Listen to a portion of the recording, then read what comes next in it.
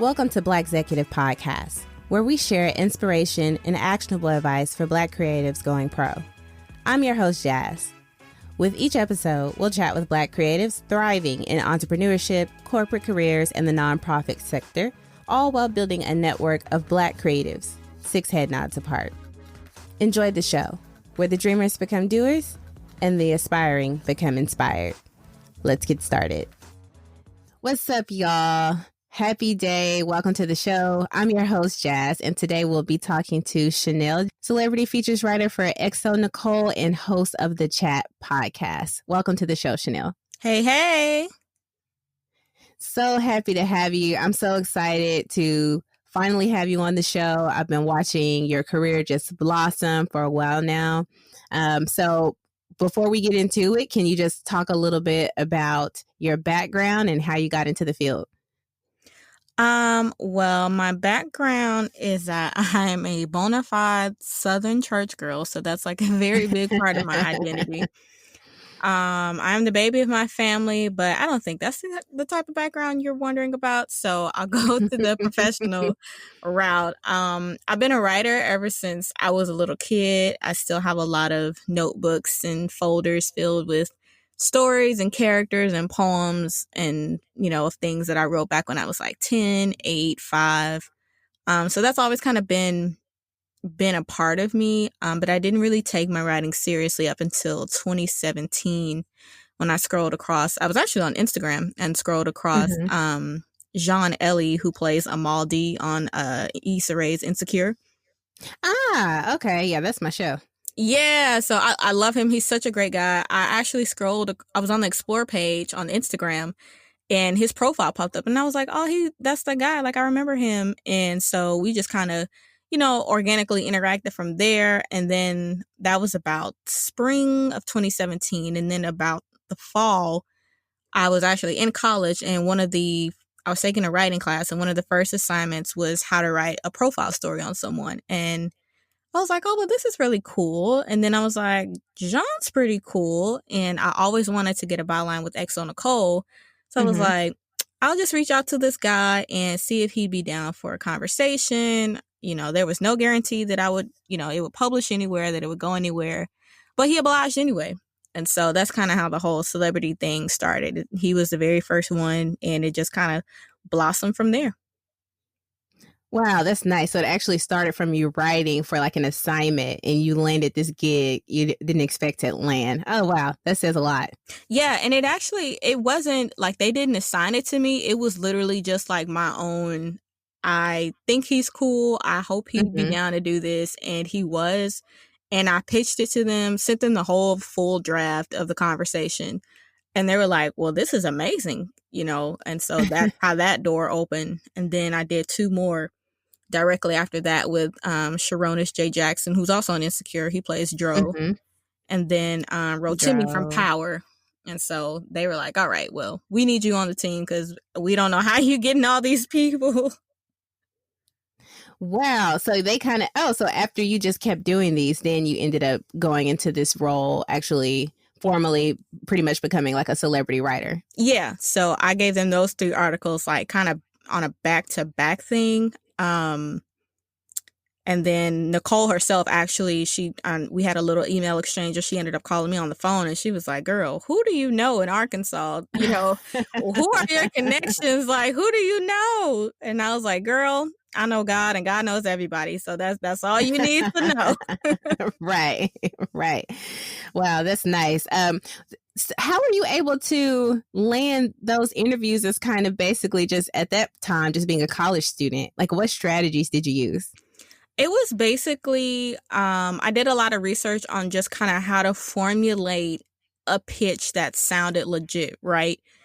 So what I always try to tell people who, want to know how to reach out to celebs, I always tell them, at that time, I didn't have I think actually, you know what? I take that back. I was about to say I didn't have any bylines to my name, but I did. I had written a couple articles for Blavity before that. So I was able to kind of leverage that a little bit and say, hey, I'm a freelance writer. I've written for Blavity and I would really love to, talk to you about your acting journey, Insecure, da-da-da. And then I was like, my hope is to pitch it to, XO Nicole. This is what they're about. I can't guarantee anything, but, I would love it if we could sit down and have a conversation.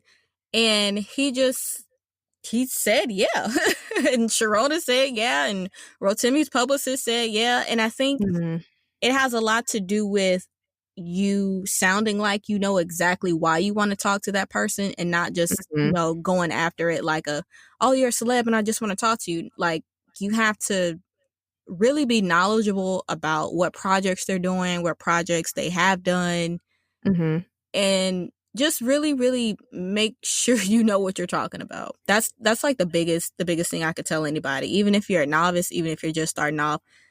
If you format your email that way, in a way that it shows that you care about that person, you're knowledgeable about, what they have going on, then, it's not a guaranteed yes every time, but it's a high probability that your email will at least get read. Right. Because you're letting them know you're doing your background research and you read up on their career and you sound like you're genuinely interested in, interviewing them and not just being like a fan or just standing. Oh, exactly. Time. Yeah. And the outlet that you plan to, again, you're planning to pitch it to this outlet. And, for some publications, you can pitch the outlet first. Like, I could have pitched XO Nicole first and said, hey, I think Jean-Ellie's a good person for XO Man. He's on Insecure right now. I think he'd be really interesting to talk to. And they would give me the green light and say, hey, yeah, go ahead and reach out. But in this instance, and in a lot of instances over the 3-year career I've had, I've reached out beforehand and just kind of told them after the fact, like, hey, what do you think about so-and-so, so-and-so? And they'll be like, oh, yeah, I think he's real cool. And I'm like, great, the interview's tomorrow. Like, already done. That shows a lot of initiative, though. And it shows that you're hungry for your work. Yeah, Nicole has definitely, she's a great boss, a great person to work under. She really does believe and live and breathe the moniker of Black Girl Magic. But she's definitely told me before, she was like, I love the fact that you always take initiative. You're never like sitting around waiting for anybody. And I'm like, nah, right. That's not me. That's never been me. Yeah, that's excellent to have that kind of relationship and that kind of reputation. Going back a little bit to like you pitching, I heard you say email. So how are you like emailing people all the time? Do you hop on IG? So you're not like using social media, or you're going around and talking to people's publicists? Like, I'm just so curious about how you kind of got into this door before you were officially a celebrity writer. Yeah, so a lot of it at the beginning was definitely, it's still mostly email, but a lot of it at the beginning was definitely emails and social media DMs. I'm not one that's afraid to slide into somebody's DM. I don't care how many followers they have in the DM. Like, I don't care. Like, because, and again, it goes back to what I said. You just have to sound like you know what you're talking about. If you just say, hi, hey, I'm a big fan. I really love your work. Can we talk about da-da-da? To me, that's not the right approach. To me, if you go in and be like, hi, my name is, Shanelle. I'm a freelance writer with XO Nicole. I write for this section where we look for these type of people, and we think you definitely fit the bill. I'd love to talk more to you about da-da-da. And then they're like, okay, wait a minute. Well, she knows what project I did or what project I'm about to do. And, the premise of the section really aligns with something, that they feel for themselves. So I think that's, you really have to know what you're talking about. And if you don't know, like, play it up. Right. It's definitely, so I've definitely done many a DMs formatted in a similar way to that. Definitely lots of emails. It is a bit of a hustle to try to find these people's publicist information, because the publicist is the person that normally handles all their press opportunities and, interviews and things of that nature. So it's definitely a lot of email correspondence with the publicist. Now, I'm not going to sit up here and act like I'm DMing the publicist. I'm not DMing the publicist oftentimes. I'm oftentimes DMing the actual person. Yeah. Whether or not they read it, that's, neither here nor there. But like I said, I'm never afraid to slide in somebody's DM, at least for an introduction. And then they'll be like, okay, well, I like how this sounds. Here's my publicist's email. I'll have her email you or him email you, or email them the details, and, let's go from there. Right. Yeah. I'm sure it helps too if you, now that you like are established and you have a profile on Exo Nicole, and you can easily like link to that too, and they can look you up or whatever to know that, oh, she's legit. Definitely, for sure. Yeah, some of them will ask for, like, when I do pitches via email, some of them will ask for some previous work, and so I just send them a couple links of some of the stuff I've done, because publicist time is short. They don't always have time to just shift through and sift through all the articles I've done, so they just want to see some examples of where I'm trying to go with this particular interview. And once they're like, okay, this is safe, it's all right, it's nothing controversial, we'll do it. Yeah, that's a good point too. You have to really establish that trust, because especially with celebrities, there are so many publications out there that are always looking for a scandal. So you have to let it be known, like, no, that's not what I'm looking for. We're putting out quality content. Definitely. And the people care. Like, I know I've had conversations with a couple of my girlfriends, and they're like, I've read, several interviews of this same person from other outlets, and they were like, the writing was horrible. It didn't seem like they were listening to the celebrity. I'm like, yeah, but there's a difference. There's going to be a difference, because we actually care about the people that we talk to. We actually want them to resonate with our readers, and we want to connect with them. It's not just it's a job, but it's not just a job. At least not for me. I can't speak for anybody else, but for me, it's about connection, and it's really about establishing a nice relationship, a nice working relationship. Yeah, for sure. And I know it has to be a key part of it is really capturing the essence of the person you're interviewing, because like you said, your friend said, some people are just asking questions. They don't really care about really capturing who this person is in an interview. They just want to say, I interviewed this person, and, throw it across whoever's desk and get their brownie points. Definitely. And they, I think a large part of that too is also just, I think when I look at a lot of celebrity interviews, there's oftentimes the same question asked different ways. And that gets tired. If it gets tiring for me to read, I'm sure it's very tiring to answer. You know what I'm saying? So I think that's also where Exo Nicole stands out, is that even though, a lot of the Exo Man content kind of skews more towards love and relationships, if you really think about it, not a lot of their regular interviews touch on that topic. So we automatically stand out because we're coming at it from a different angle. Because they're always talking about what movie they're doing, what the characters mean, how it's going to connect to the audience. They're always talking about that. But nobody ever, comes to them and sits down to be like, hey, what are your love languages? Nobody's asking a celebrity that question. So they get to have a different type of conversation for a different type of outlet. And I think they really appreciate that.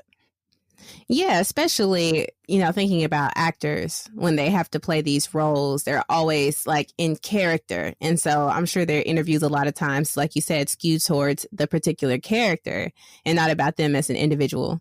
Yes, definitely that, for sure. Okay. I heard you mention Blavity, so I kind of wanted to roll back to that because you were able to use that to kind of pitch to Exo Nicole. How did you start writing for Blavity? So the really cool thing about Blavity is that they have, and it's been a minute since I've written anything, so I'm not quite sure if they still have this, but they had a section called, I think it was Community Submitted. And what that basically was if you sign up for a profile on Blavity, and you could write a whole story. You didn't have to pitch it to anybody. You could just write the entire story and submit it, and as a part of the Blavity community. And they either accepted or didn't accept it. And, luckily for me, my first 3 articles that I wrote on there all got accepted. So it was just that easy, but it was under the flag of, community submitted. So it wasn't like I was officially on as a Blavity writer or anything. I was just a contributor, if you want to call it that. Yeah, that's still, like an opportunity, because like you said, you were able to pitch that to XO Nicole. Like I did some work for Blavity, even if it was community, and that's a huge first step anyway. You know, a lot of people say they want to write or write for publications, and they may not have the courage to do it, or they may just say, I'm just going to do my own blog, instead of pitching content for a major publication that's going to already have a fan base. I'll just start a personal blog instead. So I still think it takes like a lot of courage. And I'm pretty sure that XO Nicole saw that initiative, and that was another reason why they wanted you so bad to work on the team. Yeah, I definitely would agree with that. I don't discount blogs and starting off a blog, because I thought that was what I wanted to do too. But for some reason, Lord knows, my consistency with that was just not where it needed to be. I'm with you on that. I don't know what it is. Like I'm in a different phase now where I'm like rethinking that again, just in a different way. But it's a lot easier when you do have someone, either kicking you stories or kicking you assignments, or there's just a lot more incentive to do it when you have a good platform like XO Nicole, like kind of rooting for you in your corner. It's a lot easier to be like, okay, well, let me pitch this person, or y'all got some assignments for me. It's I don't know, it's just a lot easier when you have a team behind you rather than you just doing it by yourself. Yeah, I would imagine. I had several times in the past when I thought about starting a blog. And I did have one at one point. But like you said, the consistency it requires, and then having to actually build your own fan base, that's a lot of work. And then you have to think about rankings and all these types of things. So there's a lot that goes into that. It definitely is. I recently hopped on Medium to kind of sort of house some articles that didn't get published, or some pieces that I just really want to write about. But I'm also really into fiction, so I might kind of use that to just kind of house my fiction too. But I just hopped on that and just trying to learn Medium, and like you said, just the rankings, and trying to be a part of the curation, and making sure your titles have SEO and keywords. I'm like, you know what? Yeah, it's some work. I'm on Medium myself. I only have a few pieces, but I do a lot of work in my full-time role with SEO and keywords and whatnot. And so like the last thing I want to do when I get off of work is do it again. Right. That makes sense. That totally makes sense. Yeah. So are you writing the same types of things on Medium? Like I know you say you're recycling any articles that didn't get published. Are you taking a spin and doing something other than that besides that? And I know you said fiction. You're starting to get into that too. Yeah. I was actually just having this conversation yesterday, because when I say I literally just joined Medium, I mean like yesterday. So, but I did have an interview I did with celebrity trainer Corey Callier. Callier. I really hope I'm not butchering his name too bad. But he's Michael B. Jordan's trainer that got him ready for Creed and Black Panther. Okay. All right. Yeah, so I interviewed him a couple of years ago, but for I think it was some creative differences, it just didn't get picked up. But I was really proud of that interview, and I really, really liked that interview. So I just put it up on Medium. But going forward, I'm not quite sure if all of my writings will be celebrity based. I kind of want to use that to explore, like I said, some of the fiction, because like when I tell you, I still have notebooks from when I was a kid and a teenager full of stories. And me too. I still have stories in my head now. Like I have so many Word documents up full of stories that I just want to flesh out. Like I have a pilot written. I have just so much. So I feel like if I could maybe use that to try to get some of the stories that I don't, or I'm not ready to pitch to, like, Netflix. I could kind of, use them to kind of use Medium to kind of flesh out those stories first, and then hopefully gain some traction and attention, and someone will see them and be like, you know what, this would make a great Netflix series. That's a good strategy. That's a really good strategy. I have not thought about Medium as like a platform to really push fiction, but now that you say that, it makes perfect sense, because it's just a perfect community for all writers. But I think I use it a lot for random stuff related to work and the different categories that they have that you sign up for in the beginning, and they just curate that content. But I definitely can see that being a huge audience, because you can really build off of that so quickly on Medium if you start to learn the way that the rankings work. Exactly. At this point, I need somewhere to get all these stories out, because I think both me and my computer are tired of all these thousands of tabs open. Yeah, I understand that. Tell me about one of your first experiences having to interview someone or prepare a piece that really made you nervous, like you were stressed out about it. How did you handle that? How did you manage your emotions and get through it? Oh my gosh, I have 2 words for you. Luke James. 2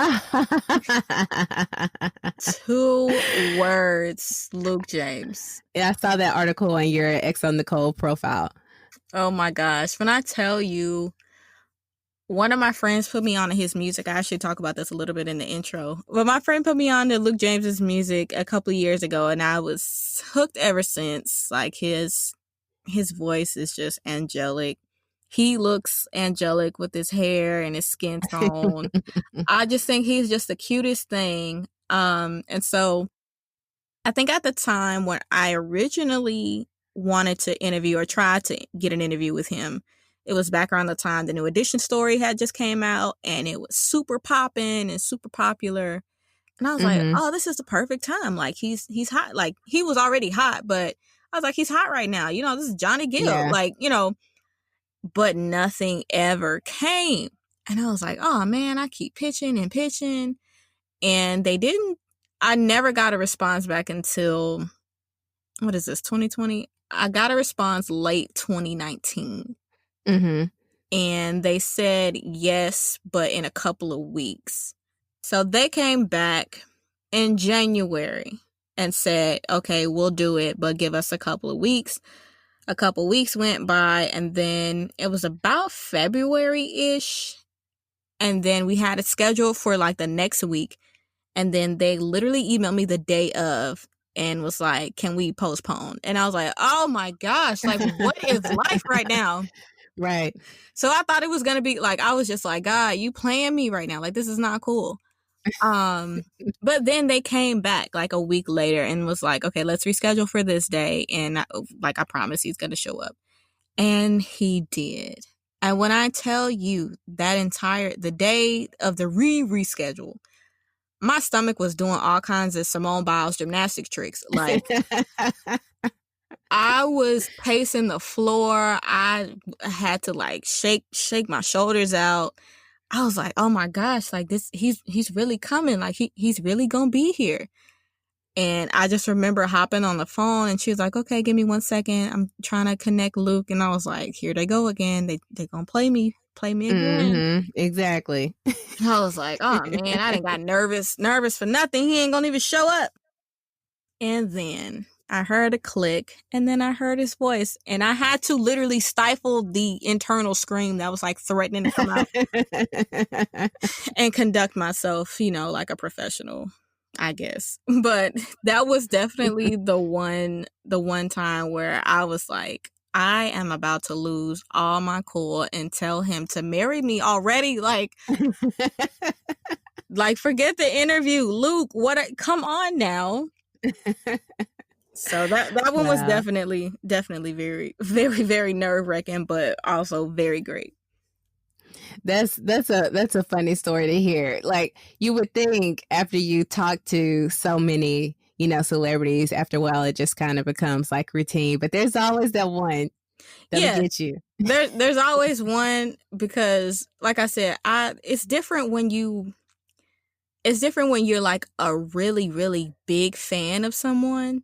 And just someone like, I literally probably have listened to all of his discography. Like, I can probably sing any Luke James song you pull up, and like, it's different when you're like a really, really big fan. And the same with Tank as well. Tank was also pretty nerve-wracking, but he was so cool. Like, I couldn't even, whatever nerves I had, like, he shot those down in the first 2 seconds, because he felt like he was like Mm-hmm. my uncle or somebody, you know. He was really, really That cool. has to be funny. But you know what would be funny is to like meet your celebrity crush and they're just like, oh, you remind me of my little niece. I would be Like... so mad. Like, no, your nieces are not the ones you can marry. You can marry Exactly. me. Look, I have pictures of you on my wall. Listen. Okay. Yeah, there are still, I mean, I have a whole list of people that I want to interview, and depending on who it is, the nerves, you know, will go up or down, or just like, okay, well, you know, I've talked to your colleague or I've talked to your coworker before and they said you were cool, so let me try to go in like real easy breezy. But like I said, every now and then you get that one. Yeah, I'm sure. So thinking about where you are now as an interviewer and where you started, how have you evolved? What strategies have you picked up or tricks of the trade? Woo, child. When I think about my first interview I did with John, it wasn't bad. But I can clearly see the growth, and I can clearly see, oh Mm-hmm. wow, I was very green. We all look back on our careers and think that it was Yeah. somewhere or another.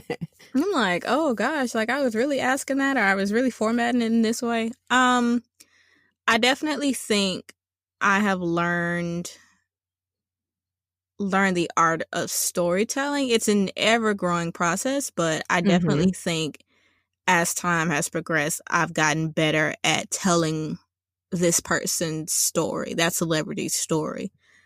And Mm-hmm. even interweaving my own personal experience with that celebrity, or, you know, moments that I feel are relevant to the conversation that I have with that celebrity. Mm-hmm. Um, I definitely think that's one area that I've evolved. Um, I think that just comes with a lot of reading. They say you're supposed to, you know, ingest more, you know, input more than you output. So you're supposed to read more than you write. And I definitely do think that that's a large key, Mm-hmm. a major key in getting better as a writer, because when you read other people's perspective and when you read other people's artistry, it challenges you and it challenges what you know and how you know to do a certain thing. And you can, you know, eat the meat and spit out the bones, as my mom would like to say. You can take the pieces that you feel work and, Right. you know, discard the ones that don't, for you personally, right? Like, it Mm-hmm. obviously worked for that person because they got published, but, you know, some things may not resonate with you. So I think the more you read, the more you learn what you like, what you don't like, how to tell a story, how not to tell a story. And, you know, you just take the good and forget the rest. That's a really good way to see it. You know, take what works for you and then discard the rest and just use that to refine your process. And with something like interviewing and storytelling and how that's still storytelling, I like that you kind of brought that up because you hear that so much that you know, you have to tell a story, and it's hard sometimes to apply that when you're not actually literally thinking about telling a story, like once upon a time this thing happened, or Right. today at work today this happened. But when you have to tell a story as an interview, or I'm a UX writer, I'm a content strategist, so telling a story for a brand, you know, having to tell a story in a way that's like marketing, like you, it's hard to apply that concept. So I'm glad that you brought that up because it's definitely a key part of any form of writing. It doesn't matter what you're doing. Definitely. And I think, you know, a large part of that, even with, you know, your UX writing experience, I think a large part of that really comes with opening your mind to redefine what storytelling is and what it can look like. Exactly. Mm-hmm. Because like you said, you really do get kind of boxed in. And I think it's just conditioning, right? Ever since we were little, we were Mm-hmm. always told a story starts once upon a time and ends with, and they lived happily ever after.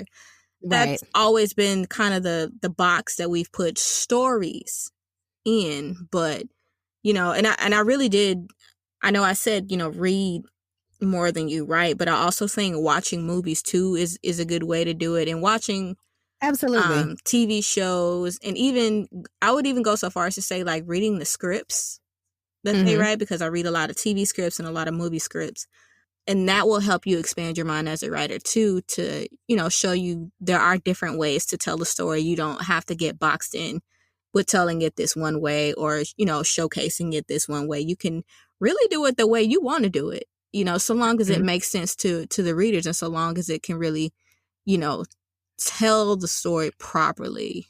You know what I'm saying? Right. Okay, now that I know that you read scripts, is there any particular writer in Hollywood or just period that you just stand or you spend a lot of time, immersed in their work because they really inspire you or, have you open up your mind of new ways of approaching topics? On a article front, I definitely am a fan of Taylor Crumpton and Shaniqua Golding, Taylor Crumpton. I'm also a fan of Kiara Kelly and Danielle Young. I love those women because they know how to. They all cover different areas, but they kind of revolve around entertainment. Mm-hmm. But they know how to talk about things at the intersection of entertainment and race, or entertainment and politics, or music and race, music, gender, and politics. Like, they know how to talk about it at the intersection and Mm. do such great cultural analysis. So I really do appreciate their work on that front. On a TV front, I mean, who doesn't love Issa Rae? Like, Oh my gosh. I've been following her since Awkward Black Girl mm-hmm. YouTube series. Yes. Who doesn't love her? I recently came across the pilot script for Insecure. And I was cracking up just reading the pilot, and I was like, I definitely see how this show got picked up because the pilot alone is hilarious, and this is not even having Issa in the room to say her lines or whoever else in the room to say the lines, but you can gauge the humor just from how she writes. Mm-hmm. And I also love Donald Glover. I read the pilot for Atlanta, and I love Yes. Atlanta so much. Yes, it's such a well executed show. I really do love that show. So I am a fan, and I also read. I think Donald Glover was supposed to do. I think there were talks that he was supposed to do. I don't know if it was a Deadpool series, TV series, or a Deadpool movie. He was going to be one of the writers on like the second or third Deadpool. I can see that. Yeah, so I don't know whether it was a script for a TV series, but that got leaked online, and I remember downloading it and reading it, and I was just like, this is hilarious. Like, someone please produce this. Because it was just so funny the way Donald just writes his stuff and like comes up with his jokes and his comedic timing. I really did enjoy it. So those are definitely on a TV and movie front, and also Barry Jenkins, just because it's just beautiful, beautiful. Right? Yes, yeah, okay. I'm glad that you mentioned Donald Glover. I don't know why I sometimes, I guess I get so used to thinking about him as Childish Gambino. I forget that he is a very, very talented writer. I wanted to say, like, I was thinking in the back of my mind, I was like, I keep calling him by his government name. I need to call him by his stage name. Well, I'm sure when he his writer credits, he uses his government name, right? Doesn't he? I think I believe so. Yeah, on Atlanta, it's Donald Glover. Okay, yeah. So, are there any particular milestones or goals that you have along the way as you kind of plan out your writing career? Thinking about the people that you are kind of aspiring to, I don't want to say be like them, but you're aspiring to adapt some of their techniques into your own. It's like your mom said, take the meat. What is it? Take the meat, eat leave the meat, bone. and spit out the bone. Yes, ma'am. Yeah. I've had a lot of people kind of put me in the Oprah category, saying that they could kind of see a trajectory similar to hers. I do definitely appreciate that, and I do definitely I think that her journey and where she's evolved to and how she's evolved is astronomical and amazing. So I definitely like the idea of maybe one day having a talk show. I think that would be really great. But like I said earlier, I'm really into trying to figure out how to take all these characters and stories out of my head and onto something else. So I would really love to, and that's what I've started dabbling in now. I'd really love to just get into screenwriting more and, write some TV shows and write a couple movies and do things of that nature because, like I said, I always have had characters and stories, and I mean, I renamed cashiers at Chili's. Like, they'll walk up to me and introduce themselves, and I'm like, you know who you look like? A Doug. You don't look like a Jake. You look like a Doug.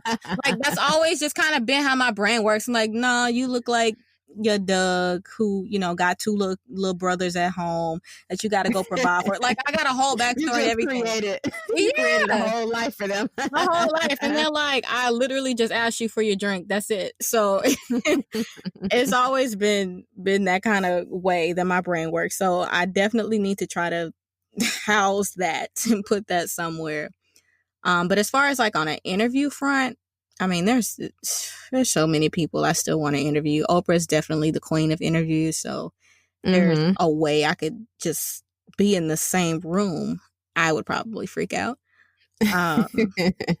Her, of course, Michelle Obama, President Obama. I call him OBZ personally. That's your boy. You know him. Yeah, that's my boy OBZ. I love him. They would be great. Super duper duper love Tracy Ellis Ross and Gabrielle Union. Those are my two favorite celebrities of all time. Yes. Oh my gosh, I love them. On a musical front, I would definitely love to interview Ari Lennox and Lucky Day, though, because Day. Oh my gosh, I am standing him so hard now. So hard, right? Love him. He's just amazing. His energy is everything. So I really think that would be. I think if I got the people on that list, I think I could probably stop. I'd probably be like, all right, I'm done. I'm good to go. Yeah. So you have those you have to check off. So it's a lot of people in between some of those. So yeah, a full career. People. Full career. A full career. Hopefully a long lasting one on both fronts, right? That front and the screenwriting front. So we'll see where it goes.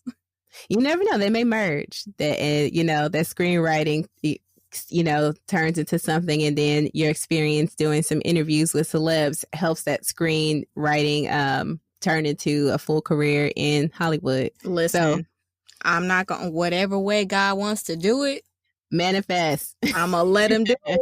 Yes. So how are you managing your personal brand along the way? Like, clearly you have to establish a presence. As you've already said, people have compared you to, a similar trajectory to Oprah's. So clearly XO Nicole thinks highly of you. So you must be doing an excellent job at managing your personal brand. It's managing my personal brand is really something I'm very intentional about. I really... And it really even started before I was a writer because my mom, she's a probably 20 plus year high level professional in the IT field. So she's very much always been, when I tell you like professional, like super professional. So she's always been on me about, making sure my online presence was top notch, nothing crazy. Nothing, if you said something, in 2012, I bet you better go find it and, scrub it up. Because the internet lives forever, right? So yeah, that's real. That's real. She's just like, she's always, stressed the importance of me making sure I kept my online presence very, very tidy and very top notch because you just never know who's watching. So that's a sentiment I've definitely carried with me over the years. Like I said, I'm just very intentional. I'm very picky, a little picky about who I connect with, what things I put on my personal pages. I'll tell you right now, like the way I treat my Instagram and Twitter versus my Facebook are two totally different things. Yeah. Two different audiences. Three different audiences, but for me, my Facebook is very personal. Like, there's people I went to school with. It's, church friends. It's, to me, that's a very, very personal hub. So I try, and I have a very, it's, there's a saying that says women have spaghetti brains and men have waffle brains, basically to say that men have to compartmentalize a lot of things. Yes. Whereas women, it's kind of all over the place, but they all connect somehow. I would like to think I'm actually in the waffle part. Because I don't like for certain worlds to intersect. I have, work and church and things like that. Like, those have to be separate. Those are in separate boxes. And so when it Yeah. comes to my personal brand versus, something like my Facebook, where, like I said, it's people I went to school with, church people, I don't want those two to intersect. I need those to be two separate things because who I am, as a brand is different. It's slightly different from who I am as a person, because there are only so much things you can say on the internet before somebody tries to drag you or come for Yes. you, or it's just, and there's not a lot of room for nuance on social media a lot of the time. So Facebook is kind of like my safe space, so I don't really like to put that anywhere. But as far as like, my podcast, my writing, I'm very, very particular about the image I put forth, because number one, I don't want to look mediocre. That has never been me. I don't want to, even if I am a novice, like I said, because I've only been writing about 3 years. So even if I am a novice, you're not going to be able to tell. Like, Right. I don't ever want to portray that I just, I just got here yesterday. That's never been me. I don't ever want to do that. And I've actually been blessed to know a couple of like influencer friends and, people who are kind of on that tip. So I take cues from them to kind of curate stuff to look a certain way. That way, like you said, you never know what door will open or how certain things will, come about. So I try to make sure that my personal brand always stays pretty positive, pretty light, and pretty concise, to where you know exactly what you get when you look me up. Okay. That is very insightful, how intentional you are for each platform, and how you manage those things. So I'm with you on that. I guess I have a little bit of waffle brain too, because I like to keep things very separate. But even my Facebook brand, I always joke with my guy. He wants to post a picture or something, and I'm like, that doesn't go with my personal brand. Yes. Yes. He'll say something and tag me in it, and I'm like, No, don't take tag me out. in that post. Definitely. My friends used to always laugh because like we would it didn't matter, right? We could be doing a sleepover or just like going out to get something, and I'd be like, okay, so like, how are we, like, what's the dress code, like, what are we doing? Are we going for chill? Are we going for? And they're like, yeah, it's just real chill. But then see, their definition of chill versus my definition of chill is always like two different types of chill. Like, I'll still show up with a beat face and like my hair laid, and they'll be like, we're just going to Walmart. Like, why are you like this? I am that friend also. I am totally that friend. It doesn't matter how hard I try. I always overdress. I always overdo it. Yeah. And it's like that's your brand. That's my brand. Yeah. That's my brand. It's like, and I'll show up somewhere and someone else will show up really casual and they're like, you should have worn this. I'm like, girl, I will wear that to Kroger. I'm not wearing that. Right. Yeah, yeah. And it definitely goes back to, even like you said, people tagging you in photos. Like, that's why I say I have a bit more leniency when it comes to Facebook. I still am not always like, oh my God, yeah, like, post whatever. That's not me. Yeah. But I am a bit more lenient and gracious on Facebook. But when it comes to like Instagram, nah. Like, I got a whole my brain has a whole little way I want that to look. So I'm like, let me look at it first. Yeah. Delete that.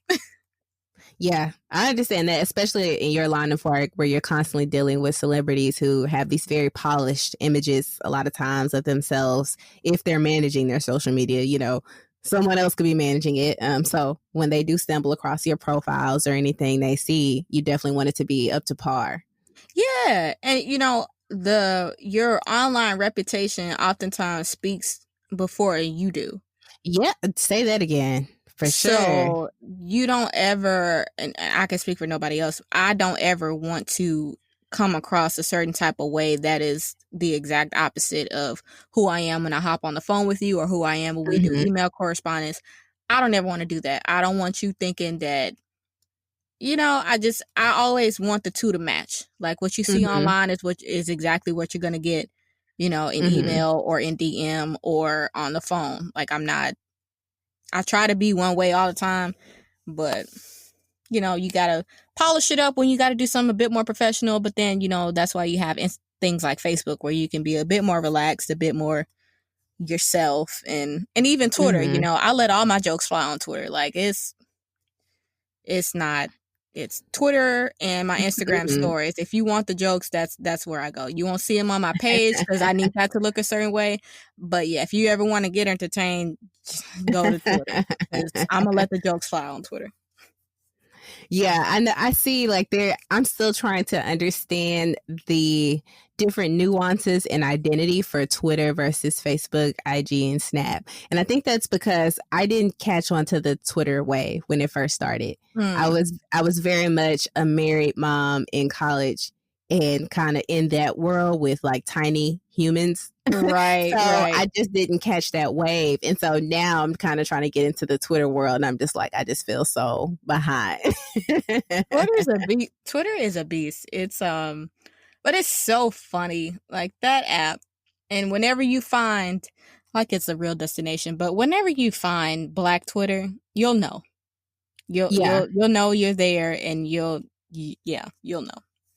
Yeah, I do know from following you online that you are pretty active on Black Twitter, particularly. So that brings me to another point. How do you feel like your work impacts the Black community? Especially, not only are you a Black creative, but you write for a predominantly Black site, and you're very active in a lot of Black communities and initiatives for diversity and inclusion. I think one of the ways that my work impacts it is the fact that I'm aiding in amplifying and telling our stories. Like you said, XO Nicole is a predominantly all Black publication. The editor-in-chief, Nicole, she's Black. All the staff are mostly Black women. I think there's a couple of Black men, but the staff is mostly Black women. Our readers are about 95% Black women. And XO Nicole got acquired by Will Packer Media. Will Packer is Black. The executive suite in his company is mostly Black, and Black men, brown women, Black women. Like it's I think that really helps with doing the work too, when the people backing you look like you, and the people backing you care about carefully telling our stories. Yes. So I think that's one of the ways that I think, some of the work that I do, even though I try to play myself a little bit and be like, oh, well, I'm just talking to celebrities, and, it's not that big of a deal. But then, I have a good group of girlfriends that remind me, like, no, like, these are our celebs. These are, Yes. our projects that they're doing. These are our music, that they're singing and that they're writing. And this is Yes. our art. Yes. So you're not just talking to a celebrity. No, like you're really, helping, like I said, helping to amplify their stories and their works and things like that. Because I honestly feel like if we don't do it, who's gonna do it? Like, Say that again. who is gonna do it? Like, we only have a select few. I was actually just talking to my mom about this the other day. I remember having a conversation with someone some years back, and think when I was first starting writing, and they asked me, in an ideal world, who would you want to write for? And I told them at the time that I wanted to write for a publication that predominantly served Black women or wrote about Black women's interests and their needs and their wants and things like that. And they were like, well, why Black women? And I was like, why not? Right. Number one, I am a Black woman. Number two, I can only name on one hand the amount of outlets and publications that strictly serve Black women and Black women only. Yes. So I was like, I don't think that's far-fetched of me to want to write for a publication that seeks to put me first and other people who look like me first. Finally. Because for so long, we have not been put first. Our interests and our needs and our desires and our, critiques have not been on the forefront. They haven't been, quote unquote, mainstream. So I always felt like it was important for me to be aligned with a company or a publication or outlet or multiple publications or outlets that is one of their main goals. If that's not a main goal, and if that's not like their motto or what they strive to do, I don't. And this is just, Black people in general now, with XO Nicole, it is a Black women's lifestyle site. So I do get that large bit of satisfaction writing for them. But just Black people in general, Yes. And like I said, our art, our lives, our livelihood, our interests and wants and needs, if that's not a part of a company's motto or their, a part of how they value their stuff, I don't want to be there. I just don't. Mm-hmm. I Yeah. really don't. Yeah, I understand that. Like you want to go and be a part of something that is bigger than you, and that is for your people. I recently finished reading Heavy by Kise Layman. He says his name so many times in the book. You would think I would know how to pronounce it by now. Um, but I'm in this like book club, and like he actually came and spoke to us, and we talked through the book. But he has this really good quote when this influential Black woman, it's always an influential Black woman that's putting some knowledge in somebody's life, and she sat down and told him as a writer, she said, "You need to write for and to our people." For into our people. And it was this idea of writing beyond the white gaze. Yes. You need to be writing for and to us. Don't excuse anything you say in your writing. Don't mask it. Don't try to mute your experiences and make them more palatable for the mainstream audience. It's not for them. And you can tell he really took that and ran with it. In the book, that's a plug for Heavy. No endorsement. I just want to plug that book. But like, that has really just stuck with me since reading that, and how important it is as writers to really write beyond the white gaze and write for us and to us. Yes, I definitely, oh my gosh, I resonate with that so deeply. It reminds me of, I think there was a video or one of the main critiques about Toni Morrison, God rest her soul, love you, Toni. One of the critiques about her was that a lot of her writing did not center the white gaze. It wasn't for white people, like at all, and it wasn't about white people at all. And it makes me, knowing that about Toni, it actually reminds me of a quote that I recently did on my podcast. Shout out to the Chat podcast. Yes, plug. It was a quote by Bell Hooks that said, "No Black woman writer can write too much. Alas, no woman can write too much." Like, there is never such thing as writing too much when it comes to a woman or when it comes to a Black woman specifically. And when I tell you, I literally like jumped out of my chair because, she's exactly right. We have to write, like you said, to and for us because, again, who's gonna do it if we don't? Yes. Who's gonna put us first? Who's gonna, figure out, the ins and outs of how we look at the world? Who's gonna explore, the lens at which we see things? Who's gonna do that if not us? And then who's gonna do it with as much care? Yes. If not us. Yes. Who's going to tell our stories? No, I don't think anyone can fully capture it unless they've lived it and they know it, and it's in their blood and it's in their community and they grew up with it and they were raised with it because it's their parents and their family. Like, we are us. So we have to capture those stories and share those stories and inspire each other. Exactly, for sure. Okay, so as we get ready to wrap up, thank you for spending so much time talking with us. And you've already dropped so many nuggets in the conversation. What advice do you have for aspiring creatives looking to write, not just for popular publications, but just, as you said earlier, storytelling in a nonfiction setting or fiction? Because since I know now that you do fiction as well. I would tell them that whatever story is in your heart and is in your head, and whatever story that doesn't leave you, if you wake up in the morning and that story is still sitting in your head, is still sitting in your heart, it's worth exploring. Yes. If you have, and this is like a little bit more on the advice front, I think that was more of a on the motivational front, but if you have a spark of a story, write it down immediately. Don't sit on it.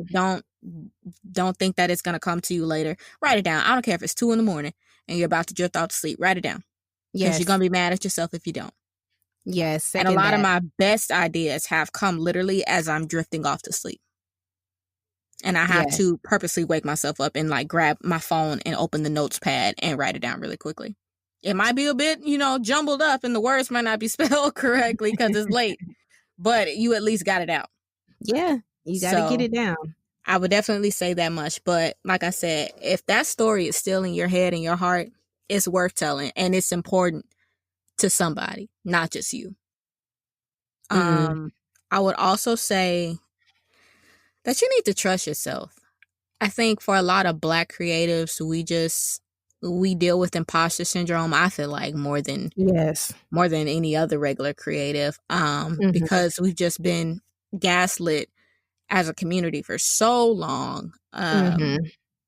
We've been downtrodden. We've been, deceived, belittled. Insert any other bad adjective you want to put there. Like, we've experienced it, and I think that definitely plays a large role on our psyche and how we view ourselves and how we value our voice. So I definitely think that you should find a way to trust yourself more and to trust what's on the inside of you. Because I don't just think things appear. I think things are placed inside all of us. And I think that largely that we are all called in some way. One of my favorite quotes is, God doesn't call the qualified, he qualifies the called. So I honestly believe, again, we are all called in some way, shape, or form. And I think it's up to all of us to tap into that. And again, figure out a way to trust that calling, lean into whatever direction it takes us, and fully go for it. And not look back, not make excuses, not try to explain it, not try to paint it up in a way, like you said, that's more palatable for someone else. We really have to lean into it and just go full speed ahead in it, because I hate to say it, I hope I don't sound ridiculous, but again, if we don't, who will? Yeah. If we don't, who will? Yes.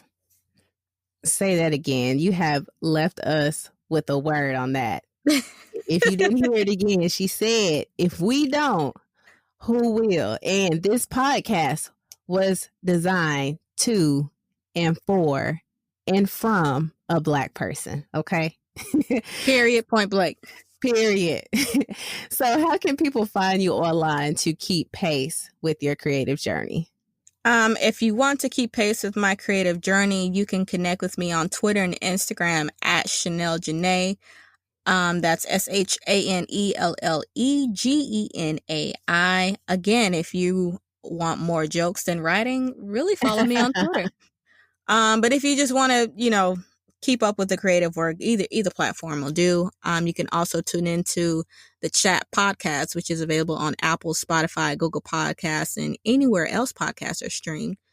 And you can get a little bit more of my informal interviews there. A lot more entertainment centered commentary is also there as well.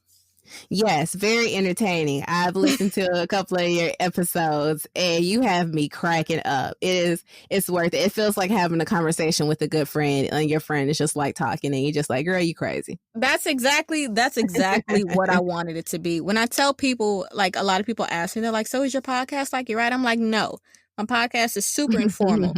Super informal. I didn't want any filters, any, rigid structure. I didn't want none of that.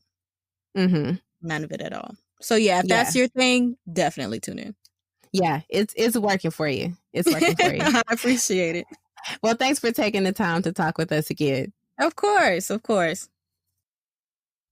I hope y'all were feeling that episode, because I was feeling it. I feel like we had one of those Black sisterhood, just Black collective moments towards the end of the show. So as usual, if you're on the go, didn't have time to take notes, I got you. I'm going to give you my 5 key takeaways from this episode. You can always catch them in text form on blackxecutive.com on Shanelle's episode. So first, it's all about the approach. Never be afraid to reach out to someone for a chat. If you present yourself professionally, you'll get in the door. It's just that simple. Number 2, create a space where you can dwell unapologetically. Shanelle had to create a space outside of work for her to do more work that was true to her career goals, and even going as far as creating a podcast where she could speak more casually and discuss topics that interested her. So outside of work, she wanted to explore fiction. So she took the time to do that, and she's currently growing that brand. Number 3, create art to and for your people. I'm going to say that again. You probably have heard this 5 times now in this episode. Create art to and for your people. Even if you're in a genre that you feel isn't heavily dominated by Black folks, still speak to us, because we are out here. You don't know who you may inspire. You don't know who else is just like you trying to enter that space, and they're looking for you to set the example, to be the first, because they're not quite there yet. You are never the only Black person who does X. So the more that you can speak about that and reach out and inspire people, the more we can enter these fields, we can grow, we can start to write in genres where people don't think we belong. We start to explore and straddle these different categories. We already are doing that as a whole, right? We're creating genreless music. We're creating genreless movies. Shout out to Jordan Peele.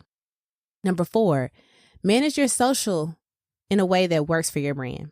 Sometimes there's such a push to get onto social media, you may find yourself pushing boundaries to stay relevant. Shanelle was very intentional about saying that she is not going to have anything on her brand, and her brand differs per platform, as it should, because you're reaching different audiences. So move at a pace that works for your brand. And if you don't want to do your social media stuff, if that's not your thing, hire someone to do it for you, for your business. And lastly, give yourself some grace. Where you start on day 1 of your journey is not where you'll be on day 100 or day 396 or day 478 of your journey. Allow yourself space to grow. Shanelle talked a lot about how she got into interviewing and where she is now, and how she's evolved so much with techniques, approaches, strategies along the way. And now she's flourishing from being an interviewer and taking this journalistic approach to writing to being more of a fiction creative writer. And it's all still a part of that process of living your own journey, walking in your truth, and gravitating to things that most appeal to you outside of just what you do every day. What do you want to do? What is your end goal? So those are my 5 key takeaways. If you found something else that was just like, man, she really should have highlighted this, let me know. Leave some feedback. Hit your girl up online. Thanks for listening to another episode of Blackxecutive. Until next week, keep aspiring to inspire. Thanks for listening to another episode of Blackxecutive. If you enjoyed listening in on this convo, leave a review on Apple Podcasts or wherever you found us. Follow us on Facebook, Instagram, and Twitter at Blackxecutive. Have something to add to the conversation? Visit blackxecutive.com to leave feedback, and your thoughts could be featured on a later episode. While you're there, pick up your exclusive Blackxecutive gear and rep the culture. And spread the knowledge. If you know a Black creative trying to go pro, a corporate mogul looking to advance, or a cousin that's always hustling but never gets an idea going, drop them a link to the show. Until next time, keep aspiring to inspire.